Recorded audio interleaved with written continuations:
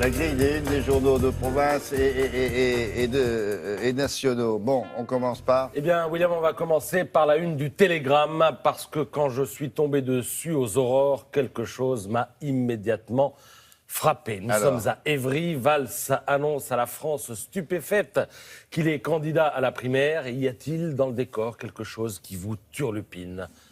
La couleur? Oui, peut-être. Je ne sais pas. C'est la maison d'Orange-Nassau. Oui, il y a ça. Alors on va y venir, mais dans un monde où en théorie on ne laisse rien au hasard, la politique, j'ai été frappé par l'importance prise par la couleur orange dans le décor. Parce que cette couleur-là, c'est presque une marque déposée en politique française. Elle appartient déjà, si je puis dire, à quelqu'un.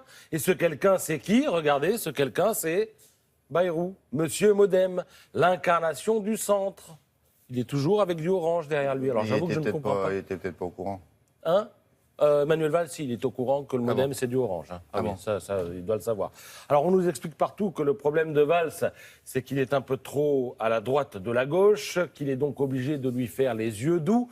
Dans l'édito du Figaro ce matin, Paul-Henri Dulimbert nous explique que le social-libéral Manuel Valls, s'il veut l'emporter, va devoir manger son chapeau. Adieu au Manuel Valls qui souhaitait déverrouiller les 35 heures. Adieu au Manuel Valls qui voulait supprimer les SF ou défendait comme un moine soldat la loi El Khomri.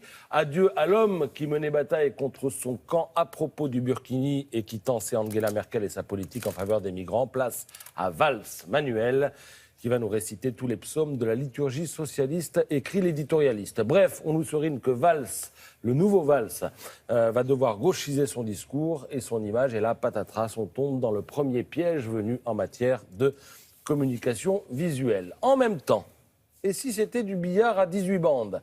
Cette couleur orange, elle ne vous fait pas penser à un pays particulier? William, vous avez fait allusion. Les Pays-Bas. Les sportifs bataves, par exemple, sont toujours en tenue orange. C'est leur couleur officielle. Alors, la parenthèse, vous y avez fait allusion, c'est le père de l'indépendance des Pays-Bas s'appelait Guillaume d'Orange-Nassau. Et ceux qui le suivaient s'appelaient les orangistes. Donc, je referme la parenthèse. Donc, orange égale Pays-Bas. Mais quel est l'autre nom des Pays-Bas? La Hollande. Et là, on se dit, il est là le message. Valls, c'est l'homme qui est prêt à défendre le bilan du quinquennat de François Hollande. Qu'il a pensé à tout ça? J'en sais rien. Moi, oui, en tout cas. Mais je me suis levé tôt. Alors, tous les matins, il se fait traiter Valls de Brutus, alors qu'en fait, c'est le premier des Hollandais, le patron évident d'une gauche qui s'en cherche un pour faire allusion au titre du Parisien. Cela dit, il y a du monde pour prétendre le contraire. Voici une première brochette, ajoutez-y Macron et Mélenchon, et vous vous retrouvez avec 10 candidats, tous persuadés d'avoir raison. Dans l'amas de ruines laissé par François Hollande, lirez-vous dans l'opinion, nul ne sait qui reconstruira la gauche. Manuel Valls veut être celui-là, mais l'espace est étroit entre la gauche libérale et la gauche anti-mondialisation. Un trou de souris, nous dit Nicolas Bétou. Un trou de souris aux abords duquel l'attend le gros minet communiste, par exemple. Regardez ce titre. Il a suffi que Valls se pose en rassembleur, en réconciliateur hier soir pour que l'humanité le rebaptise plus grand commun diviseur de la gauche. Il n'empêche, nous dit Jean-Claude Soulery dans la dépêche du Midi, Manuel Valls sera le seul à défendre le bilan de François Hollande. Du coup, il apparaîtra en candidat loyal, autant dire en candidat légitime, comme l'aurait été le président sortant. Alors c'est sûr, on va en produire du jus de crâne dans les mois qui viennent. Et pour s'y préparer, je conclus sur le mode léger avec le titre du jour. Le Courrier Picard et le Journal du Centre y ont pensé. Valls entre dans la danse. C'est évident, non? Valls, danse. Ah oui, d'accord, pardon. Ah oui, Parce que très bien. Valls entre dans le tango, c'est moins drôle. Mais là, c'est à hurler de rire.